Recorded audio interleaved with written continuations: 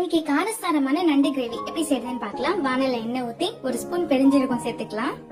இப்போ 2 வெங்காயத்தை சின்ன சின்னதா கட் பண்ணி வச்சிருக்கேன், அதையும் சேர்த்து வதக்கிக்கலாம். தேவையான அளவுக்கு கல் உப்பு சேர்த்து நல்லா வதக்கி விட்டுக்கலாம். இப்போ இதுல ஒரு கொத்து கருவேப்பிலை, 2 பச்சை மிளகாய் கீரி சேர்த்துக்கிறேன். வெங்காயம் கலர் நல்லா சேஞ்ச் ஆனதும் 2 ஸ்பூன் இஞ்சி பூண்டு பேஸ்ட் போட்டு நல்லா பச்சை வாசனை போனதும் 2 தக்காளியும் சேர்த்து வதக்கிக்கலாம். இப்போ வெங்காய தக்காளி நல்லா வதங்கிடுச்சு. இதுல 1 ஸ்பூன் மஞ்சள்தூள், 1 ஸ்பூன் தனி மிளகாத்தூள், 2 ஸ்பூன் குழம்பு மசாலா சேர்த்து நல்லா எண்ணெயில வதக்கிக்கலாம்.